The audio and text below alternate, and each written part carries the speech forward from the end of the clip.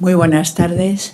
Buenas tardes a todos, a todas. Me habían advertido que efectivamente en el mes de diciembre es el peor momento, por lo visto, para organizar cosas, porque llega un momento, el no sé qué día de noviembre, que se decide que ya no se asiste a más actos. En cualquier caso, yo lo que quería, en primer lugar, es daros la bienvenida a esta casa, daros la bienvenida a la Casa de la Abogacía, que es la vuestra, y luego agradecer, cómo no, a la plataforma que haya elegido esta casa para realizar su debate a todos y a cada uno de vosotros. Para nosotros es un orgullo que hayáis venido aquí. La cuestión que nos trae hoy, la cuestión que plantea la plataforma, es una cuestión espinosa, difícil, compleja, pero probablemente no conocida en todos sus extremos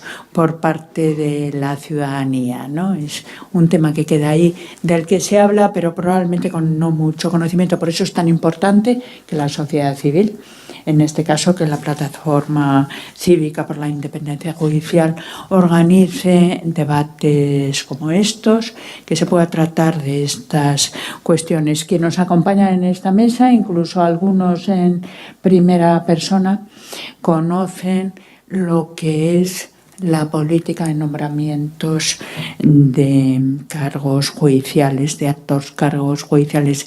Empleo el término política a propósito, ¿no?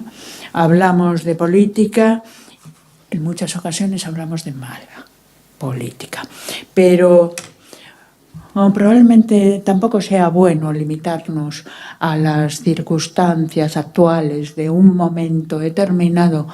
Debamos referirnos a los clásicos, no a la teoría general, para saber de lo que estamos hablando, para saber lo que es el fin de la política. El fin de la política, que ya Bobbio lo definió también, el logro del bien común, algo tan opuesto a su utilización para el bien personal, algo tan elemental como eso. Y desde lo que era el fin de la política llegamos a las distintas formas de gobierno, a lo que podía ser las formas de gobierno que se dicen buenas frente a las que abiertamente se califican como corruptas y que se acaban definiendo por lo mismo, por la persecución del bien común, por la persecución del bien individual de cada uno que lo ejerce.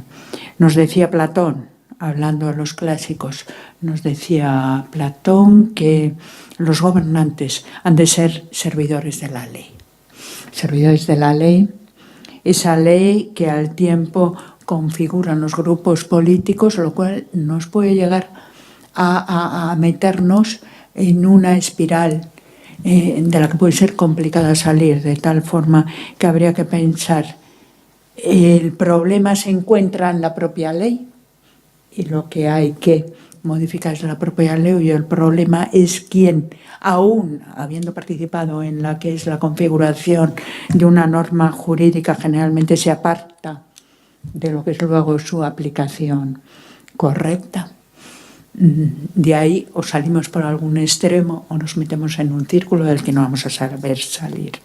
En esa espiral de la que hablo, un poco envenenada, se encuentra el nombramiento de los cargos judiciales, que en vano es lo que nos ocupa esta tarde. Podemos hablar de los nombramientos del TC, de los nombramientos del Consejo General del Poder Judicial, y demás, en los que tampoco voy a aportar nada como opinión personal, ¿no?, sino que se nos viene criticando el resto de Europa. Sabemos el informe Greco, por lo menos desde 2014, como viene pronunciándose sobre eso.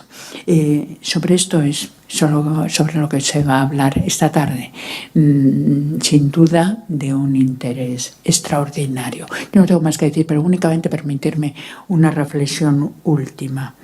Estamos hablando de la justicia, estamos hablando de la justicia cuya legitimación democrática, como todos sabemos, no es directa. Entonces, probablemente de cara a la ciudadanía, exige el tener una autoritas superior. Entonces, esto hay que conseguirlo. Yo creo que se puede conseguir que se pueda hablar de ello, que se puede debatir, que se pueden encontrar nuevas fórmulas. Creo que por todo eso tiene extraordinario interés todo lo que vais a tratar hoy. Yo lamento no poderme quedar todo el debate, me quedaré un rato hasta que tenga que ausentarme, y de nuevo reiteraros mi agradecimiento porque habéis escogido el estar hoy aquí. Os escucharemos todos con atención. Muchas gracias. Gracias a vosotros por vuestra presencia, vuestra atención. Muchas gracias. Así, como presidente de la Plataforma Cívica por la Independencia Judicial, que junto a Hay Derecho, bueno, aquí Elisa ostenta la doble condición de organizadora de este evento, darle las gracias en primer lugar a Victoria Ortega por cedernos este lugar y por estar aquí presente, como dicen, estos días tan complicados, y simplemente decir que dar paso a quienes van a hablar sobre un tema tan trascendente como el tema de la independencia judicial relacionado con los nombramientos judiciales, dos ilustres juristas que además han tenido esa visión, por una parte, Manuel Garzón como magistrado que fue de la Sala Tercera al Tribunal Supremo, viendo los recursos sobre temas de nombramientos que han llegado, ha visto la revisión jurisdiccional de la actividad de nombramientos del Consejo, y Joaquín Vives, que ha sido testigo directo de cómo se han ido haciendo determinados nombramientos al ser exsecretario general del Consejo General del Poder Judicial. O sea, yo creo que mejor que ellos dos nadie puede opinar de ser testigos directos de esos problemas que plantean los nombramientos. Yo creo que al final simplemente creo que esto se va a arreglar, afortunadamente, no internamente, sino internacionalmente, porque cada vez vemos, Victoria le acaba de nombrar el informe Greco, curiosamente, de las 11 recomendaciones que se hizo al Estado español, la única que no se ha cumplido de las 11 totalmente, muchas que son incumplidas parcialmente o cumplidas parcialmente, pero la única que se ha incumplido totalmente es la que se refiere al nombramiento de los vocales del Consejo y su incidencia en la posible politización en los nombramientos judiciales. Y es curioso leerse el informe de Greco, porque incluso alude, sin nombrarlo, al famoso WhatsApp de Cosidó, que es la primera prueba, digamos, pública en la que se demuestra la posible influencia o intento de influencia en política de nombramientos, disciplinaria, etcétera, en las claves de las competencias del Consejo General del Poder Judicial. E incluso recientemente otras sentencias que nos pueden dar también la salida a este problema, como la muy reciente de 19 de noviembre de hace unos días del Tribunal de Justicia Europea, que se refiere a los jueces polacos. Los jueces polacos nos van a dar la posibilidad, seguramente en los próximos meses, la posibilidad de utilizar determinada doctrina del Tribunal de Justicia Europea para aplicarlo a supuestos del ordenamiento jurídico español y problemas concretos de nombramientos, de facultad disciplinaria, de las claves de lo que son las competencias esenciales vinculadas a la independencia del Poder Judicial. Y, por lo tanto, yo no me queda nada más que darles la palabra. No sé por qué orden van a empezar. Bueno, a Elisa, que va además a moderar la mesa, y a partir de ahí empezamos con el tema. Muchas gracias.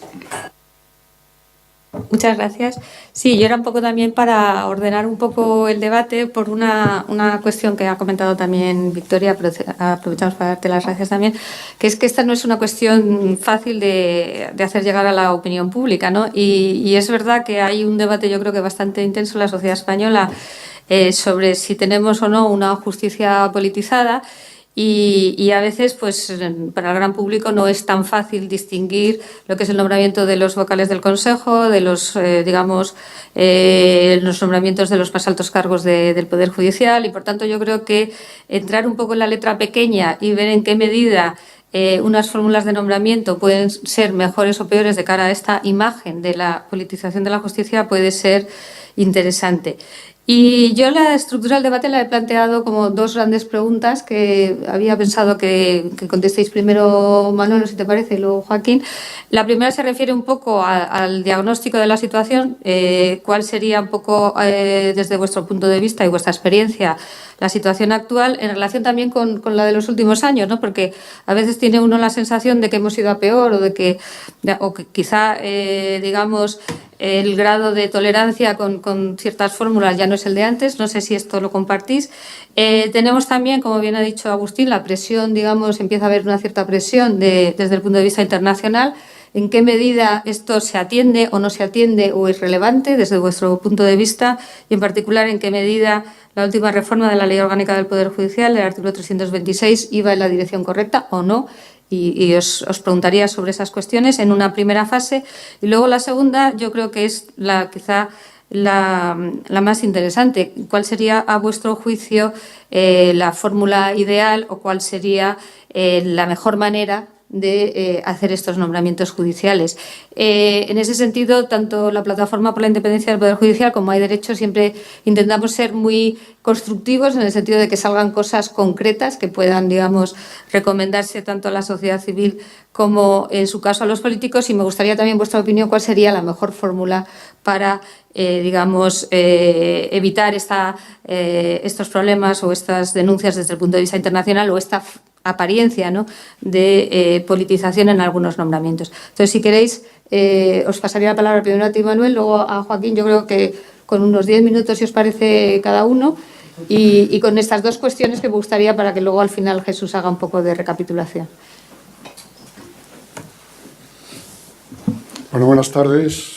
En primer término, muchas gracias a la organización por la invitación, porque siempre son temas que es importante tratar y que a mí me gusta dar mi opinión sobre ellos, puesto que en estos momentos ya no tengo las limitaciones que tenía siendo juez, y yo considero que esa posición implica unas ciertas limitaciones en cuanto a la expresión externa, y porque, por otra parte, la situación en cuanto a los nombramientos judiciales, a mí me parece que es necesario manifestar lo que se siente sobre ellos, y en concreto mi posición es verdaderamente negativa en cuanto a la situación actual. Mi exposición quería, igual dura un poquito más de los 10 minutos, referirse a una introducción, un análisis de la norma, el artículo 326, una descripción de la posición del Consejo respecto al problema debatido históricamente, algunas cuestiones sobre el nuevo texto global y un juicio global. Queja generalizada contra el funcionamiento de nuestro sistema jurídico es su inestabilidad, lo que dificulta extraordinariamente el hacer frente a problemas que la sociedad tiene y que gravitan de una manera muy importante sobre ella. Y voy a citar alguno que no tiene ninguna relación con lo que estamos diciendo, como por ejemplo el problema de las aguas. Nadie se preocupa de estos temas y son problemas capitales que tenemos que resolver. Sin embargo, como tantas otras actividades vitales, no deja de haber aspectos, o al menos perspectivas, desde las que estos vacíos legales pues resultan, pueden ser contemplados de un modo positivo. Me refiero a una cierta moderación en la producción legislativa, lo que constituye un evidente alivio para el jurista incapaz de seguir el desenfrenado ritmo normativo que en situaciones ordinarias debe soportar.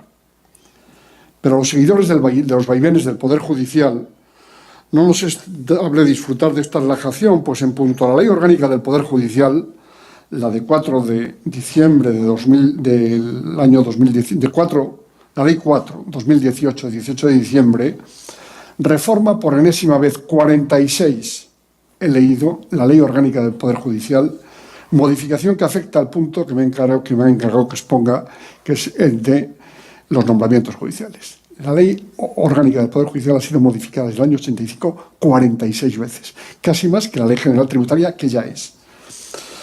Análisis de la norma. El texto legal citado contiene un contenido legal diverso, con incidencia en un número notable de artículos de la Ley Orgánica del Poder Judicial y con una exposición de motivos que, además de parca, y por lo que a nosotros se refiere, se limita a afirmar.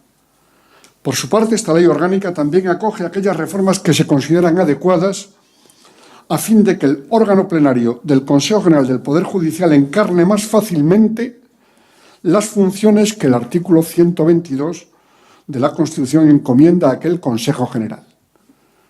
Uno con asombro se pregunta, ¿todavía estamos así después de 40 años de vigencia de la Constitución y casi de 35 de la ley que se reforma, y después de que se hayan producido más de 46 reformas en esta ley? Tan difícil es la interpretación constitucional del texto que se trata de aclarar. Añade la exposición de motivos, asimismo se incorporan al Estatuto de la Carrera Judicial las reformas que vienen impuestas por compromisos internacionales en materia de transparencia y lucha contra la corrupción y señaladamente los referentes a los cargos de nombramiento discrecional.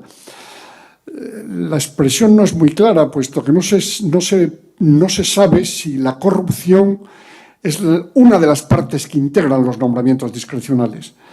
Pero desde luego lo que no se mencionan es los preceptos afectados por la transparencia y por la lucha contra la corrupción.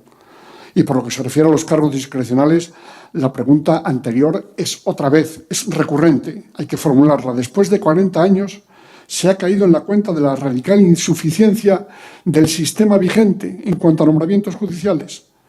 Se comprende el acentuado escepticismo que nos invade cuando se trata de la cosa pública y al que en otra intervención ante vosotros ya me referí.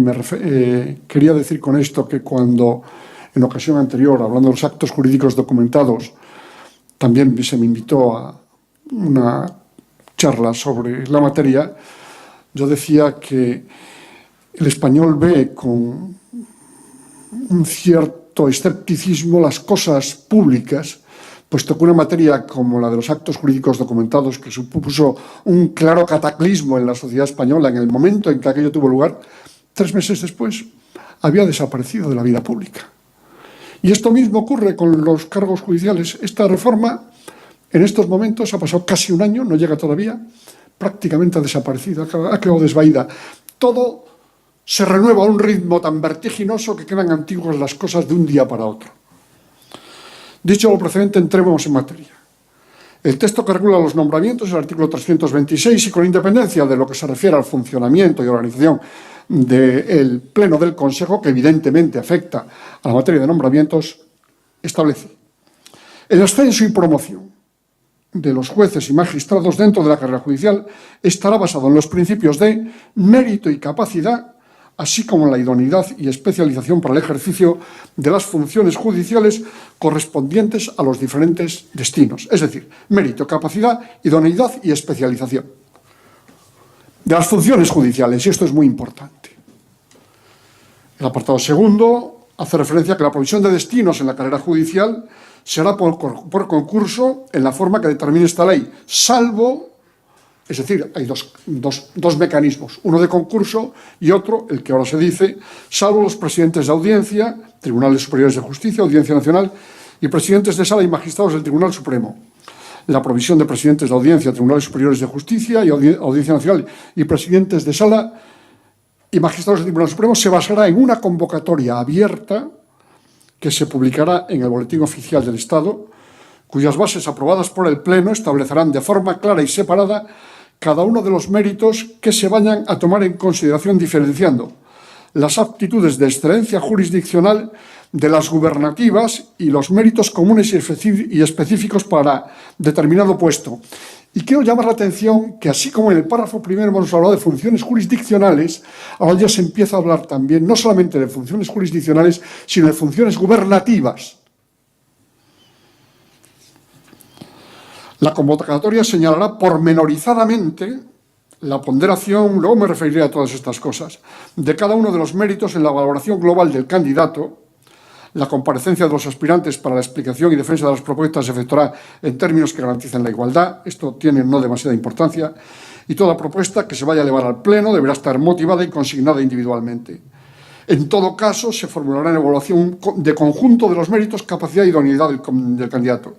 Asimismo, la propuesta contendrá una valoración de su adecuación a lo dispuesto en la Ley Orgánica 3007 para la igualdad efectiva de mujeres y hombres. Hay un apartado muy importante. Yo formé parte de la sección en el Tribunal Supremo como presidente de la sección segunda, que era la encargada de tributos, de la sección que revisaba los actos del Consejo. Y el apartado 3 de este precepto, y por tanto tengo algún conocimiento de cómo está la situación en la carrera, no solamente en el Tribunal Supremo, sino en las escalas inferiores.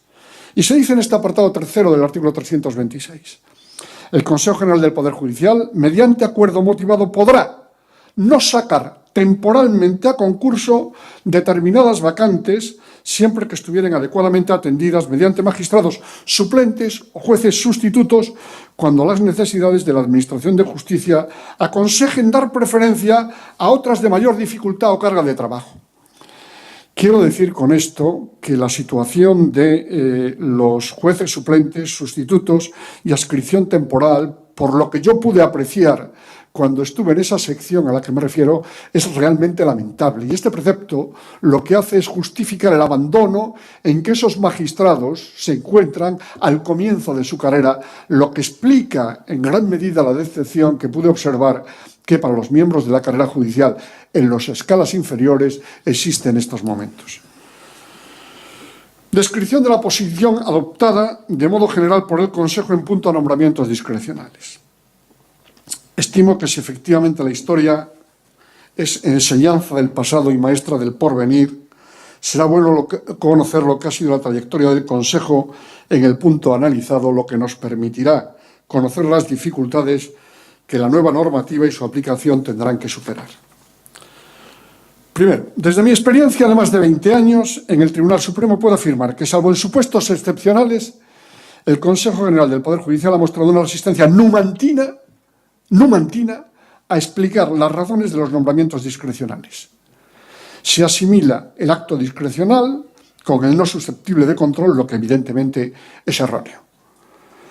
Cuando ha motivado los nombramientos, pasada la época en que estos tenían lugar siguiendo el criterio objetivo de la antigüedad, gracias al cual estuve yo en el Tribunal Supremo, porque llegué por antigüedad, para los magistrados de oposición se han empleado como criterio justificativo lo que yo llamo conceptos vacíos y que por ser inespecíficos carecen de contenido, excelencia, gran conocimiento y términos de semejante naturaleza. Esta conducta ha sido como regla general, tercero, consentida por el Tribunal Supremo, específicamente el Pleno de la Sala Tercera, quienes esto sostenían, la de no control de los actos discrecionales, decían que estos nombramientos no eran un concurso, y efectivamente los actos discrecionales no son un concurso, pero exigen motivación, que es cosa distinta. Pero la nueva regulación, precisamente por la exhaustividad que habéis visto, parece que de lo que trata es de convertir el nombramiento discrecional en un concurso. Luego me referiré a ello.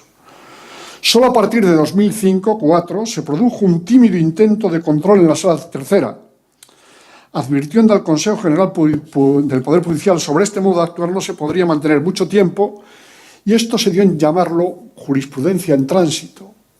Permitid una digresión. Esta jurisprudencia en tránsito, una de las cosas que más me arrepiento en la vida es de los pecados de omisión. En aquel momento fue cuando se debieron adoptar las posiciones de control de los actos discrecionales. No darle tiempo al Consejo. Se debió haber adoptado ya las posiciones de control de los órganos discrecionales. No se hizo en aquel momento y después las cosas han ido a mucho peor. Y con esto ya contesto a algunas de las preguntas que me has hecho. Desde antes de 2011-5 se produjo una clara involución que personalmente he dado en llamar el retorno a la edad de piedra del derecho administrativo, lo que advertí en mi voto particular de 4 de febrero de 2011, recurso 588-2009. Recientemente se ha llegado a afirmar que aquella jurisprudencia en tránsito, a la que antes me he referido, era en realidad, y usando y parodiando el lenguaje cinematográfico, una jurisprudencia que llevaba a ninguna parte. Habría que decir, y ahora parodiando al Dante, que la jurisprudencia existente representa el descenso a los infiernos, lugar, el infierno, en el que algunos parecen encontrarse divinamente. Este es el estado actual de la cuestión a falta de lo que la aplicación del texto vigente nos depare. Y esto obligó a que en el último pleno sobre la materia en el que he participado acabara mi voto particular haciendo una parodia de la expresión de Cicerón, cosquetandien, entonces era Catilina, yo se lo omitía, abutere paciencia nostra. Y no sé hasta dónde va a llegar el abuso de la paciencia. Algunas conclusiones apresuradas de lo que el texto legal nuevo nos ofrece. Desde mi punto de vista, el apartado primero, al que me he referido, regula el modo que tradicional y esencialmente ha recogido lo que debería ser el criterio de promoción y ascenso judicial: mérito, capacidad, idoneidad en el ejercicio de la función jurisdiccional y especialidad del puesto a ocupar. En realidad no hace falta más. El apartado segundo parece crear un modelo en el que el punto de referencia no da el mérito y capacidad del solicitante de la plaza, sino esta. Muchas preguntas provoca esta concepción. ¿Quién delimita las características de la plaza? A convocar: la sala que pertenece a la vacante, la sección, el presidente de la sala, el órgano que convoca, es decir, el Consejo General del Poder Judicial. Ello comporta que se pueda producir un desplazamiento en la valoración que, de centrarse en el candidato, se reconfigure en función de la plaza. No niego que la plaza convocada tenga que tener relevancia, pero puede suponer un deslizamiento de las valoraciones desde las personas al objeto, que tienen unos peligros de los que es preciso advertir. Desde otro punto de vista, se establece una diferenciación muy nítida y en términos de equiparación entre los méritos jurisdiccionales y los gubernativos, a los que he aludido, que de modo general me parece exagerada y carente de justificación. Con independencia de ello, y así como los méritos jurisdiccionales pueden ser mensurables, al menos en términos comparativos, no ocurre lo mismo con los gubernativos, cuya cuantificación y comparación con los méritos jurisdiccionales es probable que genere más de una controversia. En realidad, parece que estamos en presencia de un intento de sustituir la discrecionalidad pura y simple por una discrecionalidad técnica mucho más difícil de controlar. Naturalmente, y por todo lo dicho hasta ahora y por la importancia que están llamadas a tener, las bases de la convocatoria serán susceptibles de impugnación, como lo son en general las bases, lo que provocará dilaciones en los procedimientos y convertirá la tutela cautelar en el punto cardinal en que siempre debe estar. En algún voto particular también he afirmado que el ser o no ser de la jurisdicción contenciosa se va a decidir en la concepción que se sustente sobre determinadas materias, entre las que estamos: las medidas cautelares, la legitimación, la discrecionalidad, la ejecución de las sentencias y la evolución del principio de igualdad. Voy a referirme brevemente a cada una de ellas, si tengo todavía tiempo. Bueno, rapidito. Voy a poner. En primer lugar, en cuanto a las medidas cautelares, hay un general incumplimiento por parte de la Administración en cuanto a los requisitos de los actos. Tan general es el incumplimiento que, al menos en determinadas materias, yo creo que está en cuestión el principio de legalidad o la presunción de legalidad de los actos administrativos. Ello comportaría el que, admitiendo la presunción, sin embargo, la suspensión fuera prácticamente automática. Y me estoy refiriendo, por ejemplo, a una materia como son las sanciones administrativas en materia tributaria, donde la instrucción está hecha prácticamente por ordenador y opera de manera automática en lugar de conforme a un procedimiento sancionador, como la ley exige. En segundo término, la legitimación es un problema que a mí cada vez me preocupa mucho más y en el que estoy observando, o he podido observar, que la legitimación en materia tributaria se ha visto hasta ahora como algo entre el ciudadano y la administración, pero cada vez en esa relación jurídica es más importante la intervención o posible intervención de terceros. Hubo un asunto especialmente relevante, para mí sangrante, en términos personales. Y es que yo nunca entendí cómo, y participé en ello, cómo no se admitió la legitimación de un partido político para la impugnación de la orden que desarrollaba el decreto ley de amnistía. La discrecionalidad es el tema que tenemos y que es evidente que tiene una importancia, yo creo que es la base, la clave del derecho administrativo y, por tanto, de cómo se configura la discrecionalidad dependerá la jurisdicción contenciosa. Lo mismo digo de las ejecuciones de las sentencias. Y por último hay el principio de igualdad. Ha habido una jurisprudencia del Tribunal Constitucional que se sigue manteniendo, la de que en la situación de desigualdad no se tienen derechos. Puso algún voto particular diciendo que la afirmación es tan rotunda como insuficiente. Se dice con ello algo que en épocas anteriores era muy frecuente y se aplica y se sigue aplicando en la actualidad.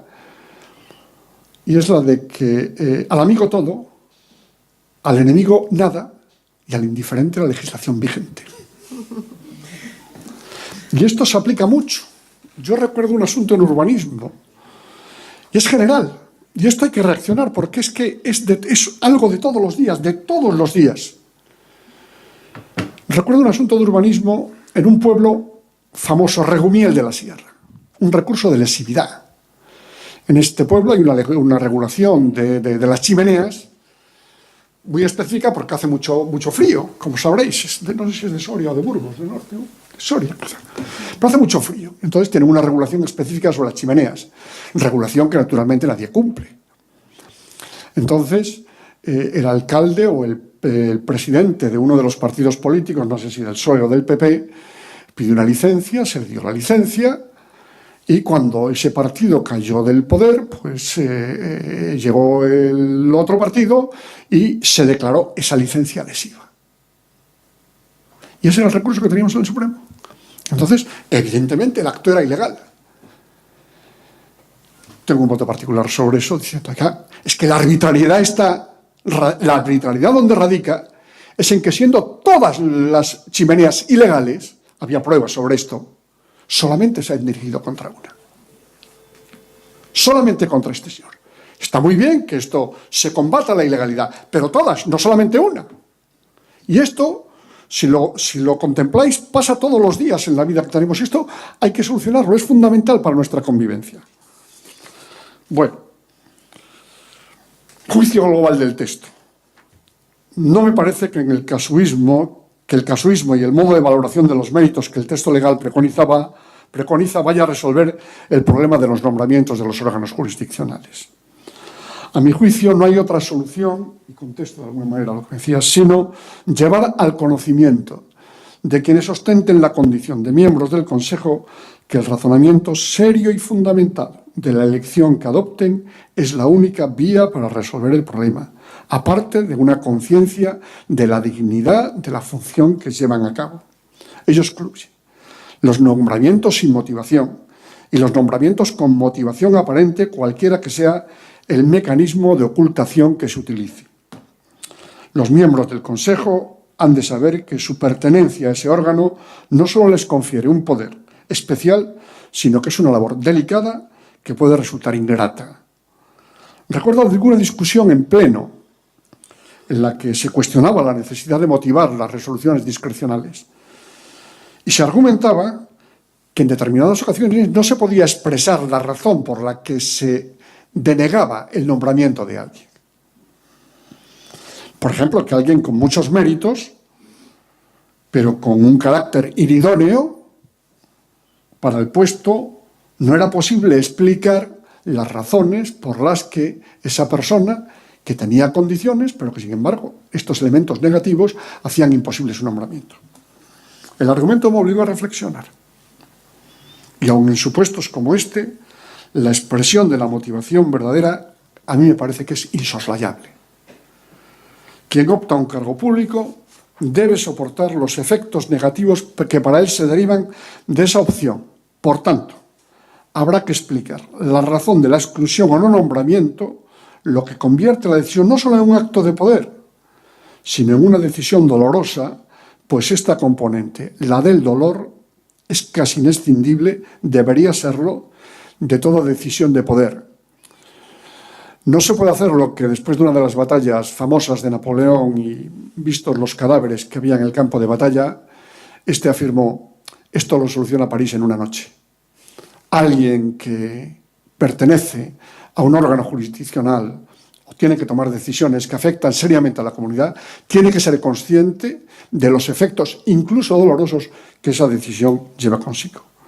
De otro lado, y ya con esto termino, quien opta a un cargo público debe tener presente que su privacidad pasa a ser limitada y, por tanto, se arriesga a que aspectos como esto puedan ser del conocimiento público.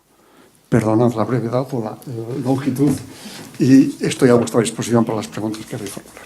Pues muchas gracias, Joaquín, cuando quieras. Las mismas preguntas.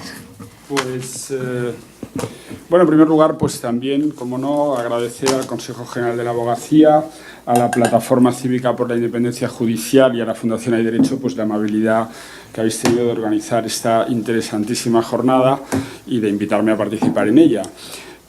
Interesantísima jornada que además está plenamente de actualidad, porque estos días estamos asistiendo precisamente pues, a procedimientos selectivos de puestos en el Tribunal Supremo, la Sala Segunda, la Sala Tercera, etcétera.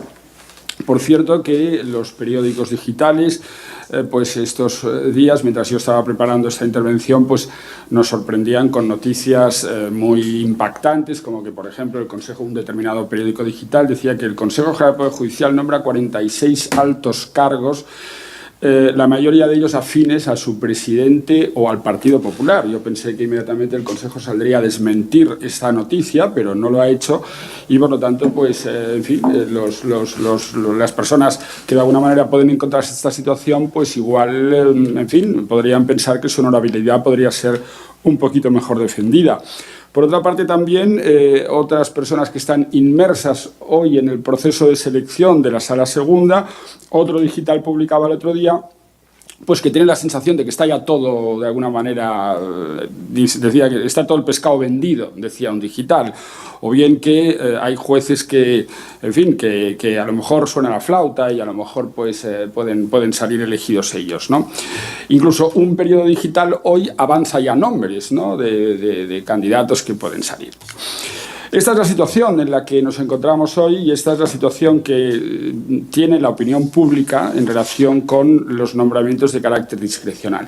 Yo creo que antes de seguir, quiero decir, puesto que también alguna de las preguntas que hacía Elisa se refería a la independencia judicial, yo quiero afirmar hoy aquí que los jueces españoles, si quieren, pueden ser perfectamente independientes sin que nada ni nadie se lo pueda impedir.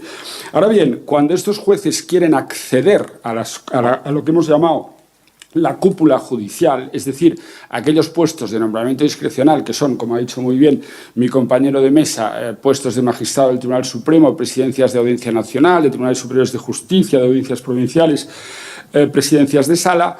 Entonces, esos jueces o esos magistrados tienen ya que entrar en lo que es el procedimiento selectivo, que tiene unas reglas objetivas, es decir, no cualquiera se puede presentar a esos puestos, hay que reunir una serie de requisitos, esos requisitos son una determinada antigüedad y una determinada especialización. Y, por otra parte, pues, lógicamente, ya a partir del cumplimiento de estos requisitos es el Consejo General del Poder Judicial quien realiza estos nombramientos utilizando su potestad discrecional. Hay que decir una cosa que creo que es un dato relevante y es que no es muy numeroso el colectivo de jueces que se somete a estos procesos selectivos. Es decir, la inmensa mayoría de la carrera judicial lleva adelante su trayectoria de forma, podríamos decir, ordinaria, ascendiendo a través de los concursos reglados que establece el Consejo General del Poder Judicial, sin que ese procedimiento plantee ningún tipo de problema. Los problemas más bien se encuentran en lo que hemos llamado la cúpula judicial y en el ejercicio de la potestad jurisdiccional por parte del Consejo General del Poder Judicial. Como muy bien decía mi compañero de mesa, aquí lo que hay es una pugna entre la interpretación que el Consejo General del Poder Judicial hace de sus propias potestades discrecionales y, por otra parte, la interpretación que ha hecho el Tribunal Supremo, que ahora la repasaremos, aunque sea brevemente, y, obviamente, la legislación o la normativa existente sobre esa materia. Da la sensación de que es una pugna entre lo que es el principio de oportunidad que rige el acto político frente al principio de legalidad, que es el que rige el acto administrativo. Parece que estamos ante un ejemplo de esta pugna. Pero hagamos un poco de historia de esa pugna. Yo creo que en un primer momento del Consejo General del Poder Judicial, estoy hablando de los años 90, lo que llegaba al Tribunal Supremo era, en definitiva, si los participantes en el proceso selectivo de nombramientos discrecionales reunían o no los requisitos objetivos que establecía la Ley Orgánica del Poder Judicial. Pero esa jurisprudencia, en principio, no era especialmente polémica y es a partir de la sentencia de 29 de mayo de 2006 que, haciéndose eco de una creciente desconfianza en el ejercicio de la potestad discrecional del Consejo, entró en lo que ya ha dicho mi compañero de mesa, Manolo Garzón, que empezó una jurisprudencia que se autodenominó jurisprudencia en tránsito. Eso quiere decir que es una jurisprudencia que no ha llegado a sus últimas conclusiones, que no ha llegado a sus últimas determinaciones, sino que está en tránsito hacia alguna parte o hacia ninguna parte. Eso ya se irá viendo. Pero lo cierto es que esa jurisprudencia en tránsito estableció 3 principios fundamentales. El primero es que el Consejo General del Poder Judicial tiene potestad discrecional amplia y, cuando se trata de un puesto gubernativo, amplísima para realizar estos nombramientos. Punto primero. Punto segundo. Esa potestad discrecional no es ilimitada. Es una potestad que tiene límites, y estos límites son el respeto a los principios de igualdad, mérito, capacidad e interdicción de la arbitrariedad. Son los límites fundamentales, como digo, de la potestad discrecional. Y por último, también lo ha dicho Manolo, la motivación, que se erige en un elemento esencial y fundamental del acto de nombramiento discrecional.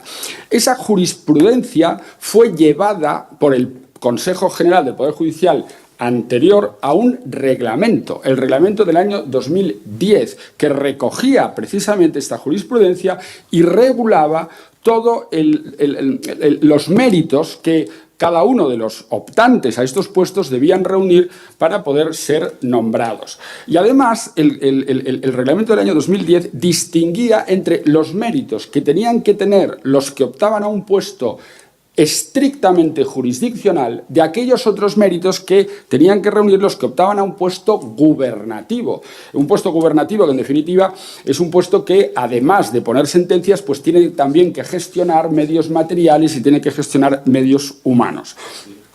Ese es el reglamento del año 10 que, de alguna forma, el Consejo, con este reglamento, se autolimita en su potestad discrecional. Por cierto, este reglamento está plenamente vigente. En absoluto ha sido derogado y, además, las reglas o las bases que convocan las plazas que actualmente están en concurso, esas bases mencionan el reglamento del año 2010. Por lo tanto, es la prueba más evidente de que ese reglamento no ha sido en absoluto derogado. Pero, como decíamos antes, esa jurisprudencia en tránsito no había llegado a sus últimas conclusiones. Es una jurisprudencia que podía llegar todavía más lejos. Y, desde mi punto de vista, yo creo que el punto álgido de esta jurisprudencia en tránsito son, mejor dicho, 2 sentencias del Pleno de la Sala Tercera, una creo que es del mes de mayo del año 16 y la otra es del mes de junio del año 17, que se ocupan del nombramiento de un determinado presidente de Tribunal Superior de Justicia. En una primera sentencia, el caso son 2 personas que concurren a una misma plaza y el Consejo General del Poder Judicial nombra a una de ellas. La no nombrada, que es una mujer, recurre y la Sala Tercera, el Pleno de la Sala Tercera, y además con holgura de votos, decide que la persona que ha recurrido tiene más méritos objetivos que la persona finalmente designada. Y además va valorando mérito por mérito. En la sentencia va diciendo, el mérito de la antigüedad tiene más ella, en el mérito del ejercicio en orden jurisdiccional tiene más ella, etcétera, etcétera.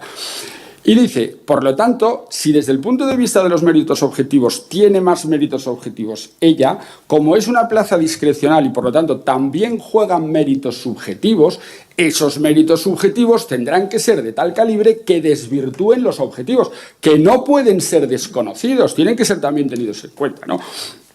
Y por lo tanto, dice el Supremo, bueno, pues que el Consejo subsane ese déficit de motivación y explique cómo es posible que los méritos subjetivos puedan, de alguna manera, superponerse o sobreponerse a los méritos objetivos. Bien.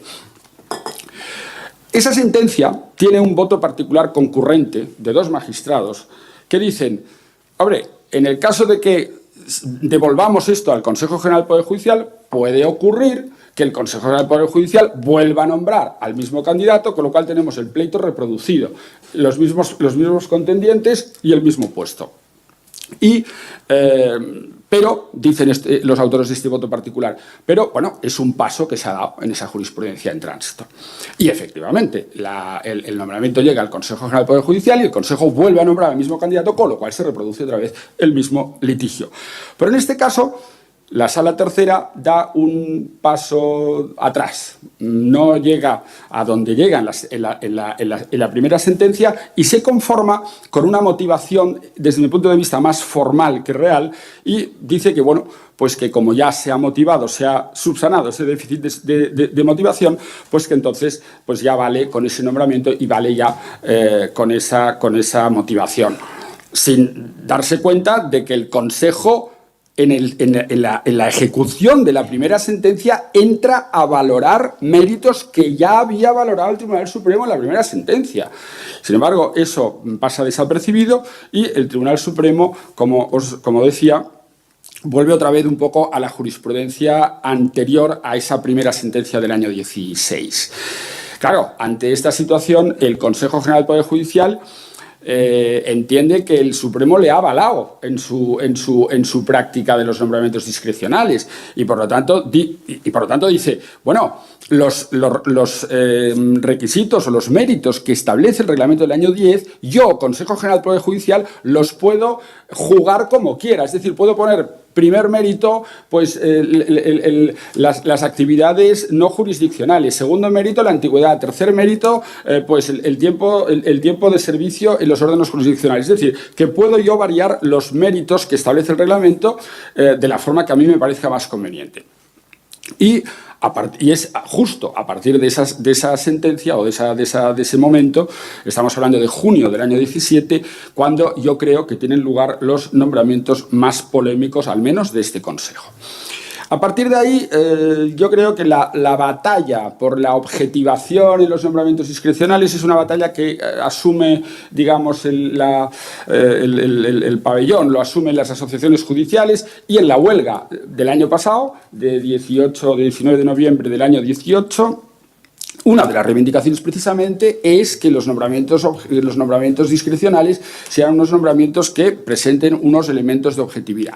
Y eso es lo que se lleva a la ley orgánica que ha citado mi compañero de mesa, la reforma de la ley orgánica 4/2018, cuando establece un nuevo artículo 326, donde establece también la necesidad de que los méritos sean separados, sean baremados, que sean objetivos, claros, que exista una ponderación de méritos, etcétera.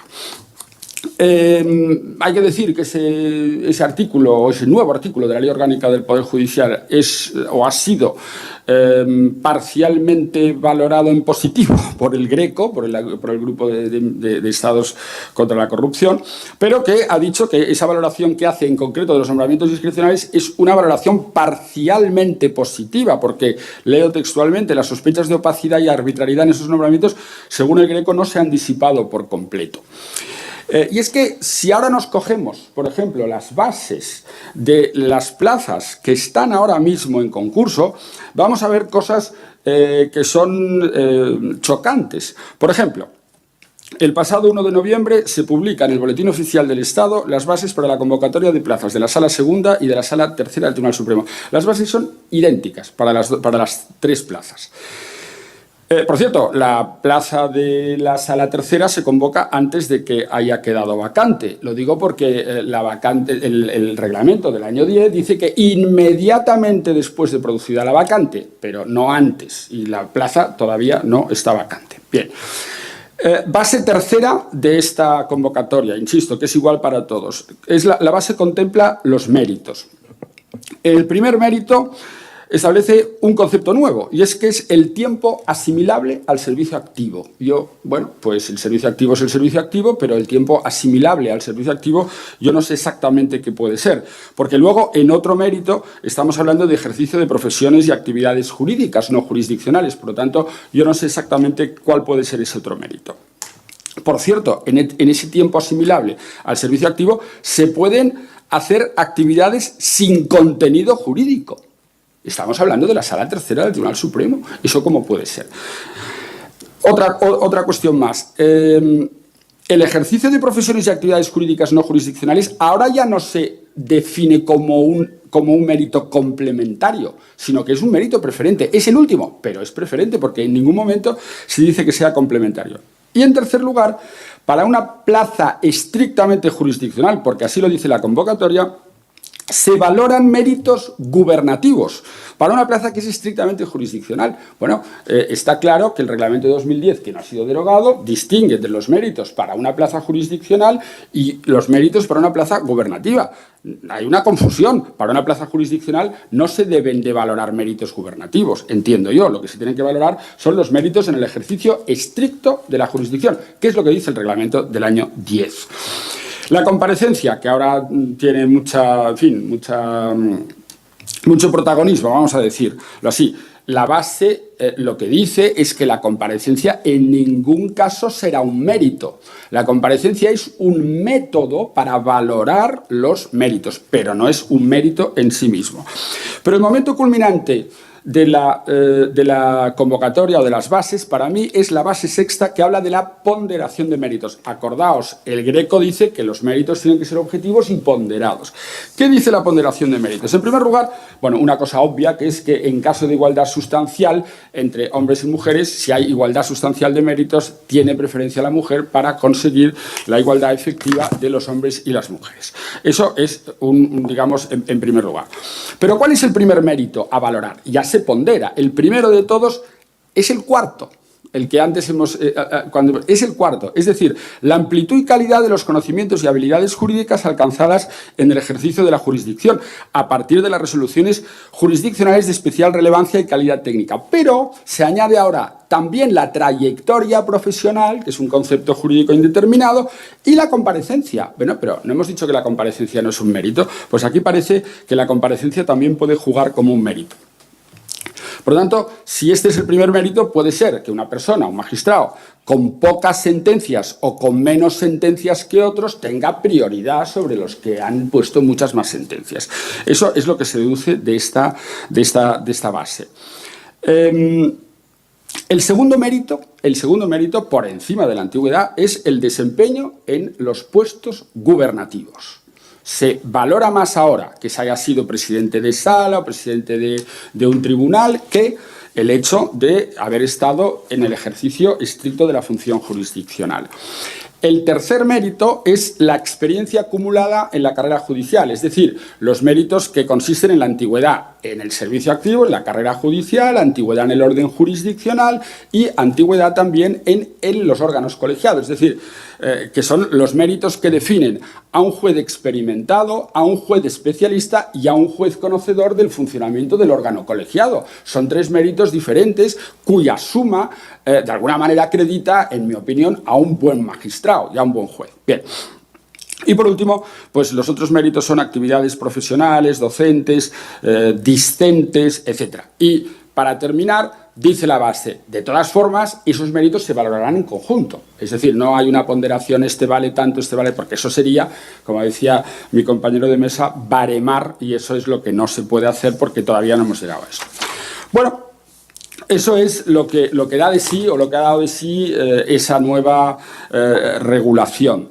Insisto, lo que estamos presenciando, lo que hemos presenciado, y si no cambian mucho las cosas es lo que seguiremos presenciando, es esa resistencia numantina, perdona que te cite tanto, Manolo, esta resistencia numantina, digamos, del Consejo a ser controlado en el ejercicio de su potestad jurisdiccional. Y eso es peligroso, porque desde mi punto de vista el reglamento del año 10 no solamente contiene una serie de méritos, sino que también los ordena, porque la B va después de la A y la C va después de la B, y por lo tanto son méritos que desde mi punto de vista están ordenados y hay que atender a ellos antes que a otros, ¿no?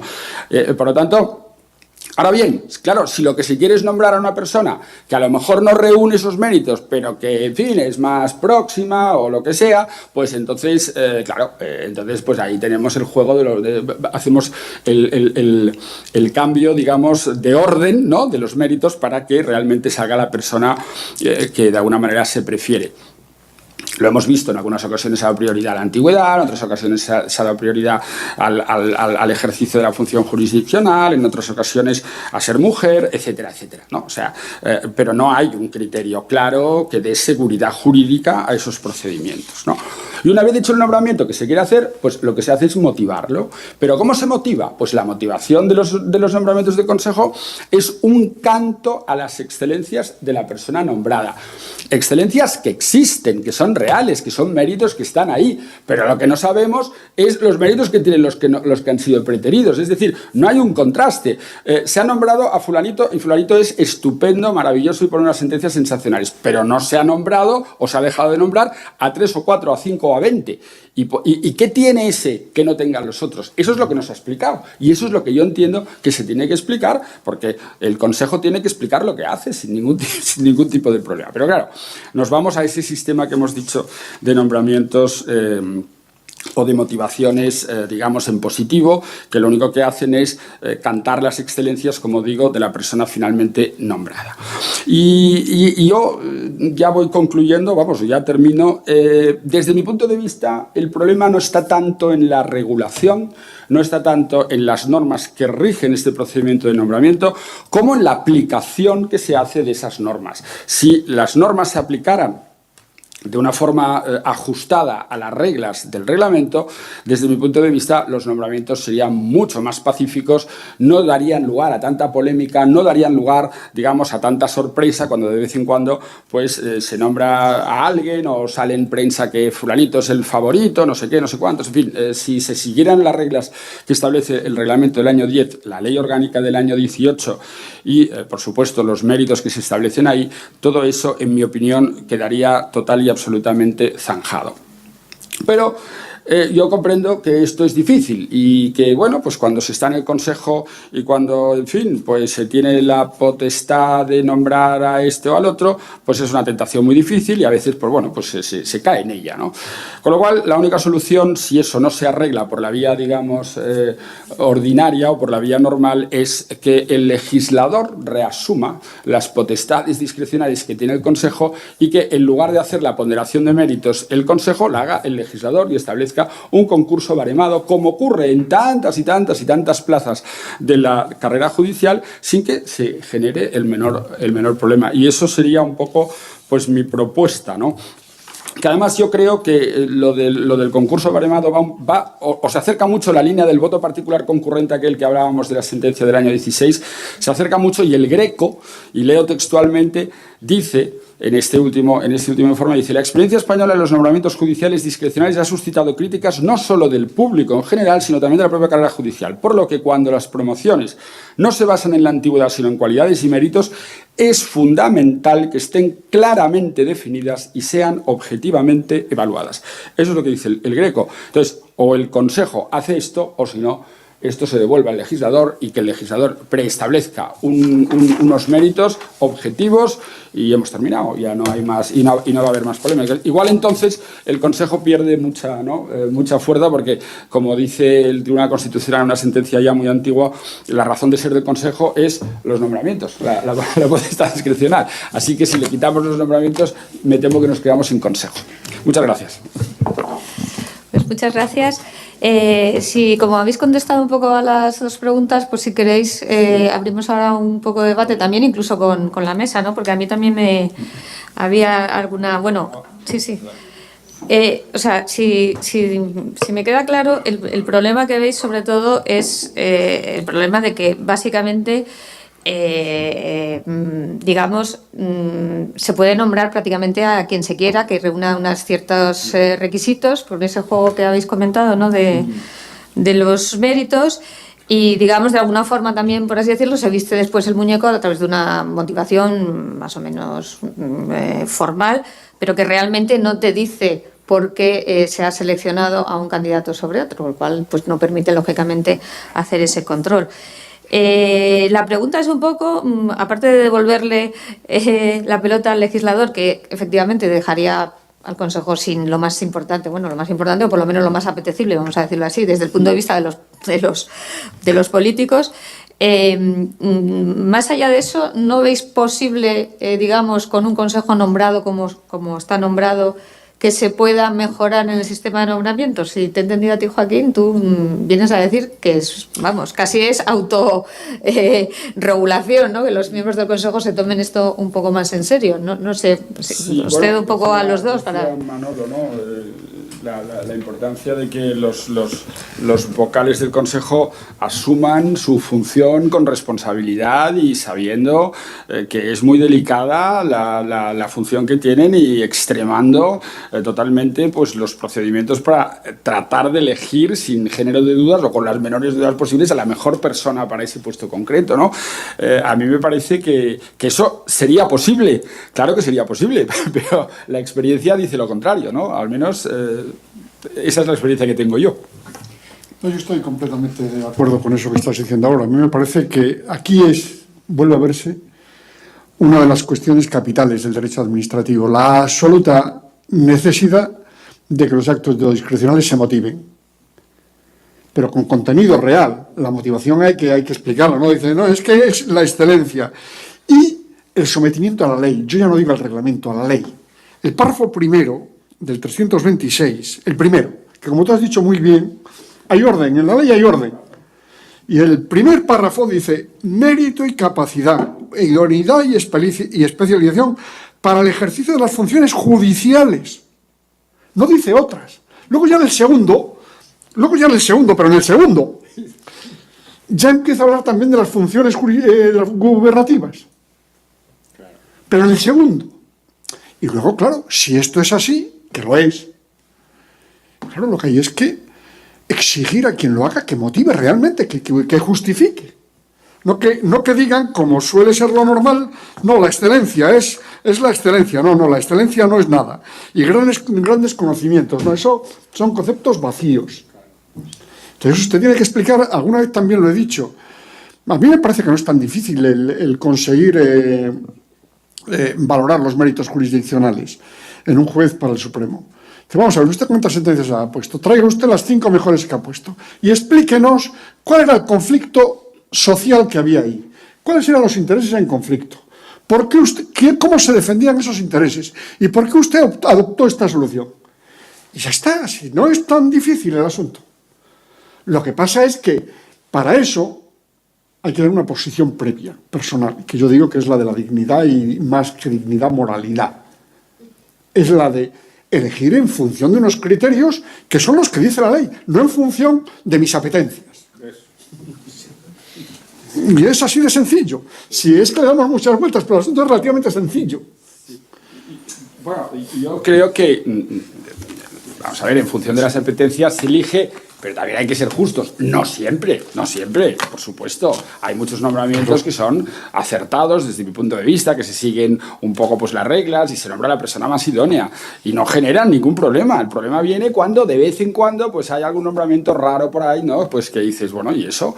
Y claro, si no lo motivas, si no lo explicas, pues no hay manera de saber cuál es el último motivo o cuál es el motivo fundamental por el que se ha elegido a esa persona. Y como no se explica, pues las dudas empiezan, claro, como es natural, ¿no? Y la gente empieza a pensar, oye, pues se le ha elegido porque es amigo, o porque es de la APM, o porque es de JD, o porque es de no sé qué, y ya está. Y entonces pues empieza un poco pues el problema. Y eso, claro, eso hay que acotarlo, porque si no, yo creo que si las cosas no se explican bien, al final lo que padece es la institución, lo que padece es el Consejo, el prestigio del Consejo, la credibilidad del Consejo. Por un nombramiento raro que se haga, yo creo que el Consejo padece, ¿no? Y por lo tanto, pues eso es lo que yo creo que hay que corregir y se puede corregir, no es tan difícil, estoy totalmente de acuerdo, no es tan difícil. ¿Alguien más quiere intervenir? Yo también tenía otra pregunta, que es un poco lo que habéis dicho, me parece muy interesante, de la resistencia a decir por qué no se nombra a alguien, ¿no? Yo creo que eso también es una reflexión interesante, porque no solo pasa con los magistrados, pasa y de no, es que no podemos decir en este caso por qué no era un candidato idóneo. Si podéis un poco, porque a mí esa idea me parece, pero claro, entonces no puedes comparar, no sabes por qué una persona no ha sido nombrada, ¿no? Si hay cosas que no se pueden decir. No, es que yo lo que digo, se planteó en sala en una ocasión, bueno, es que no podemos decir que una persona no se le nombra porque tiene mal carácter. Bueno, pues sí, Usted tiene muchas cualidades, pero tiene mal carácter y usted no le puedo dar en la presidencia de una sala que tiene que ordenar a gente y dirigir gente. ¿Por qué? Pues porque tiene usted un carácter endemoniado. Y no hay quien lo aguante. Pues habrá que explicarlo. Claro, es que las cosas son así, es así de sencillo. Lo que pasa es que eso nadie quiere hacerlo. Y por eso es por lo que digo que es una función en la que el elemento decisorio, como toda decisión, tiene una componente dolorosa. Y hay que aceptarla y asumirla. Claro, si nada más queremos de un puesto como el del Consejo las mieles, pues claro, entonces los dolores los excluimos. Y los dolores los tiene, irremediablemente. Por eso he hecho la cita de Napoleón. Esto no tiene ninguna dificultad. Todo París lo soluciona en una noche. Entonces yo me olvido de los problemas de estos y yo no digo nada y no. Además yo creo que eso moralizaría, porque alguien que opta a una plaza sabe quién es él. Cada uno sabe quién es. Bueno, pues sepa usted, se autocensure, sepa usted lo que hace. Claro, eso nos puede llevar muy lejos y que todo el mundo, nadie está libre de culpas. Bueno, es verdad. Y puede ser muy complejo y puede ser dificultoso, sí, pero... Eso que dice Manolo es real, es un caso real que nos pasó en nuestro consejo. O sea, no se nombró al que tenía más mérito y capacidad por su carácter. O sea, sí, pero decía, ¿y cómo se pone eso por escrito? Y se dice que no se nombra al que tenía mucho más antigüedad, o sea, un profesor y tal, pero por un tema de lo que eso es un caso real. Sí. No os volví a hablar, pero bueno.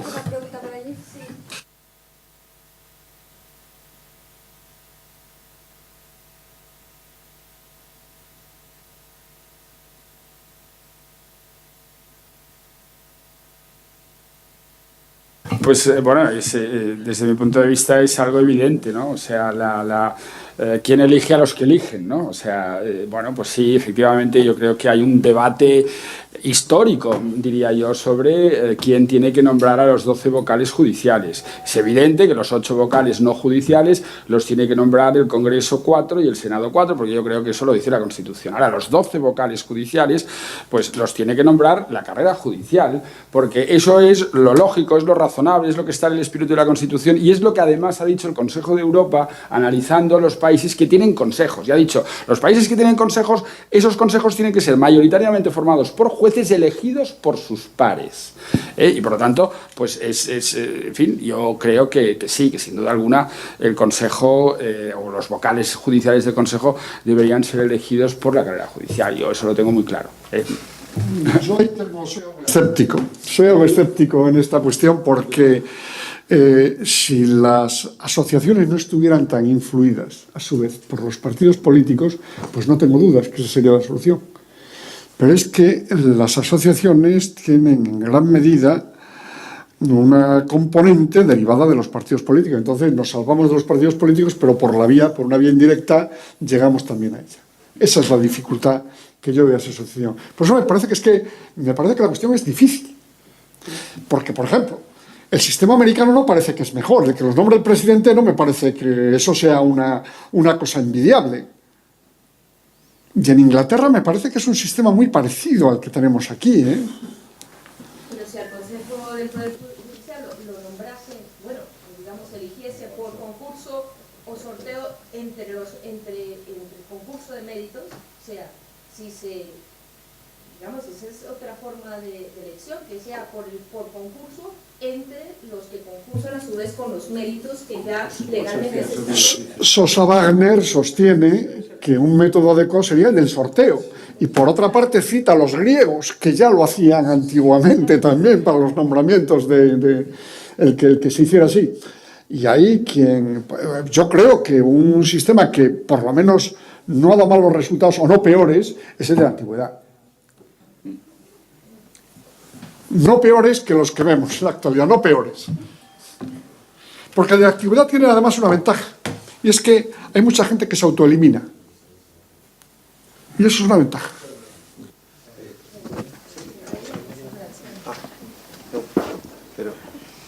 Justo en esta misma línea, ¿no? Claro, me parece interesantísimo lo que han dicho y de alguna manera no tienen solución, porque suponiendo que el Consejo, ¿no?, quisiera nombrar a una persona determinada en un momento determinado porque interesa, por la afinidad política, por lo que fuera, porque le parece mejor.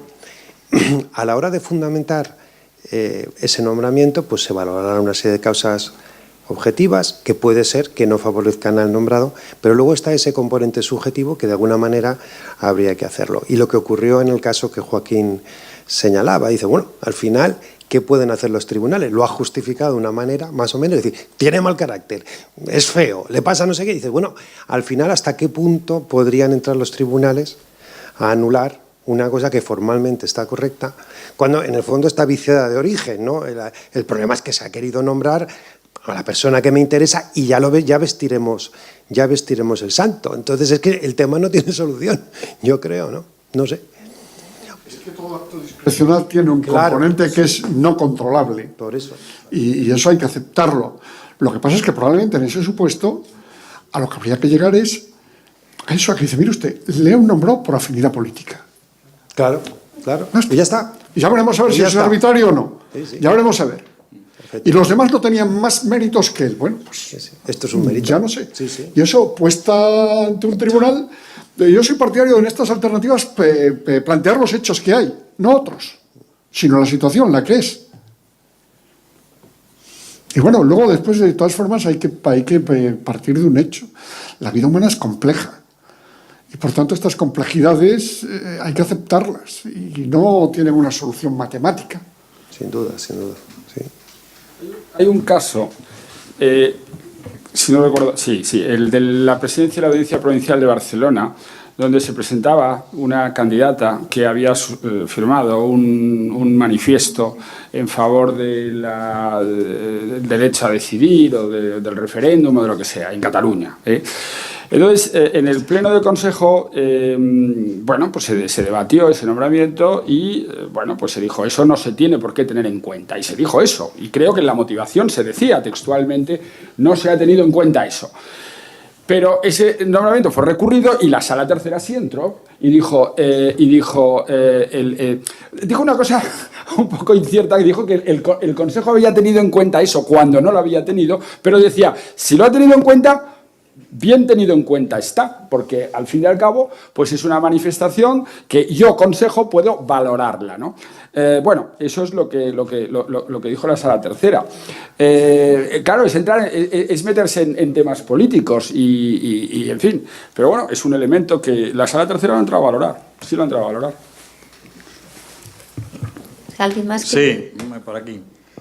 No, yo quería un poco plantear que desgraciadamente no es solamente queda este tema restringido al mundo judicial, sino que queda restringido a todo sistema de cargo público. Entonces, efectivamente, como estamos en el mundo de la discrecionalidad, de la inseguridad jurídica, de que realmente se interpretan las cosas a conveniencia, y esto es lo que tenemos. Yo tengo experiencias en otros campos, en este sentido, de haberme dicho, se va a nombrar a fulanito, y todavía haber tenido la pretensión de decir, bueno, a pesar de eso voy a concursar. Y ya sabíamos que iba a salir fulanito. O sea que, esto es una cosa que está, digamos, dentro de la piel de nuestro sistema de vida, como decían antes, que es complejo. Y entonces, que yo llamaría esa picaresca llevada a unos extremos determinados, que nos lleva a la corrupción ya como un hábito normal. Para mí el problema es mucho más importante, que es la legitimidad. La legitimidad, primero, de quién establece las normas, y qué legitimidad tiene para establecerlas. Y tenemos entonces que irnos al sistema electoral, para empezar, de representación política. Segunda cuestión, cuando yo tengo un candidato que realmente he elegido yo personalmente para que me represente y me defienda, yo tendré que aceptar que después ese candidato participe y haga unas cosas determinadas hasta un punto determinado también, que entraríamos en lo del mandato imperativo y toda esta serie de cosas. Pero para no extenderme, lo que quiero plantear es que, en definitiva, es una cuestión más de las que vamos conociendo todos los días, en todo momento, y que yo creo que sí tiene solución. Quiero ser optimista, pero falta la reacción de la gente que pueda de alguna manera empezar a plantear otras cosas distintas. Pero también el relato ahí es importante. El bombardeo, el machaqueo continuo con una especie de esto es así porque es así y es así, al final la gente acaba creyendo que no se puede hacer nada. Nada más que eso, pero que lamento profundamente que esto sea una cosa que sea más extensa. Gracias. Sí, no, desde luego, efectivamente, no solo pasa aquí.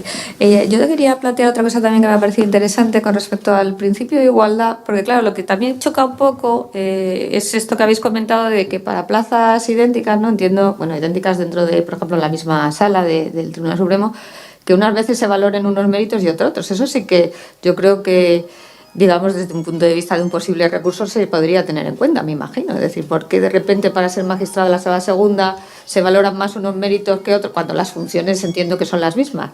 No sé si esa línea puede llevar a alguna parte, porque claro, cada digamos, no tiene nada que ver con esto, pero pensando en otras plazas, como también comentaba Juan Laguna, pero si, yo qué sé, una consejería de empleo requiere determinadas condiciones, pues todas requerirán condiciones parecidas. No van a ser unas distintas según que vayas a un sitio o vayas a otro. Eso, digamos, sorprendería un poco desde lo que sería una valoración objetiva, sencillamente porque las funciones a desarrollar son las mismas. No sé si esto puede llevar a algún sitio o no, pero sí que choca un poco, ¿no? Que unas veces se valoren unos méritos y otros para ejercer las mismas funciones. Sí, bueno, eso es lo que dijo el Consejo cuando ejecutó la primera sentencia que nos hemos referido antes del Pleno, ¿no? El Consejo dijo, el reglamento establece una serie de méritos, pero en ningún lugar está escrito que estos méritos tengan que tener una determinada preferencia.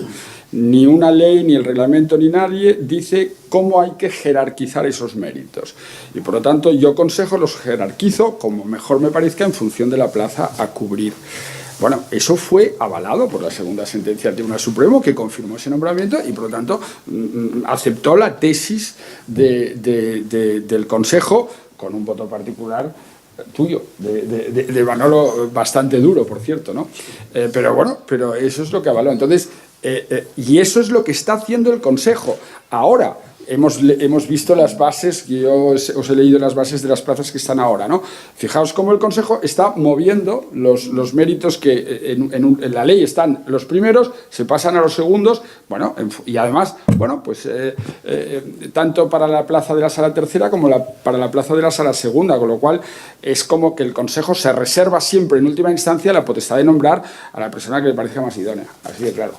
Yo creo que la plaza tiene importancia y que las características que puede pedirse a un magistrado de lo social pueden no coincidir con las de un magistrado de lo contencioso o con un magistrado de lo civil. Pero lo que no me parece adecuado, y parece ser que por ahí van, no creo que sea adecuado, y parece que por ahí van los tiros, es a que las características que se dicen de la plaza, que es muy importante, ¿quién define las características de la plaza? ¿Quién las define? Si el Consejo, que es el órgano que convoca, o la sala de gobierno del Tribunal Supremo, o la sala a la que pertenece, o la sección, ¿quién define eso? Pero que a su vez la plaza que se convoca del perfil del candidato, porque entonces es una manera de elegir a quien quieres. Y yo creo que esto tiene una componente, el problema es que es muy complejo. Hay una componente personal y hay una componente objetiva de la plaza, pero yo creo que la personal prepondera claramente y lo que no hay que irse es al reglamento. La ley es la preferente. Y la ley donde está es en los méritos jurisdiccionales. Por eso he insistido mucho, méritos jurisdiccionales sobre todo.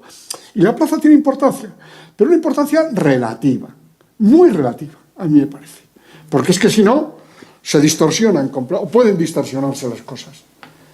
Y nombrar a quien, bueno, es que queremos ahora esto que se está puesto muy de moda, un candidato con este perfil. Pues ya, verde y con asas, coge usted y le dice quién es y se acabó. Si queréis poner algo más. Sí, quería preguntarles, bueno, ahí, ¿no pensáis que al final siempre que hay discrecionalidad, eso es muy difícil? Yo recuerdo algún nombramiento que fue anulado hasta 2 veces. De 15 candidatos, el que menos mérito tenía fue el que se empeñó el Consejo en sacar adelante. Yo hice también votos particulares en ese momento respecto a ese candidato y se fue haciendo hasta que el tercero ya quedó nombrado definitivamente. Pero hubo un momento que hasta si tenía menos méritos, recuerdo que yo me llamó la atención que tenía la información que venía al pleno de cada uno de los candidatos. La suya tenía el triple de folios que cualquier otro, tenía 20 folios y yo me di cuenta que tenía más folios la información que su propio currículum que había presentado, con lo cual dije, aquí hay algo que no encaja, y era que habían metido como mérito, en la segunda anulación, habían metido como mérito el nombramiento que había sido anulado. O sea, había puesto que había ostentado la presidencia y tal durante el año, con lo cual, claro, se lo volvieron a anular también. Entonces, yo los únicos sistemas que me parece son los que son prácticamente que dejan sin discrecionalidad.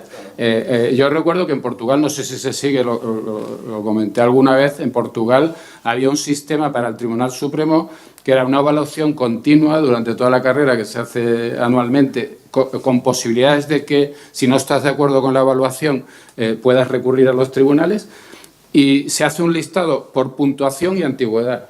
Y la primera plaza que queda del Supremo es para el primero que está en la lista, con lo cual se acabó la discrecionalidad absoluta. Y en España existió durante una época también, en la sala tercera, los especialistas se hacían por estricta antigüedad.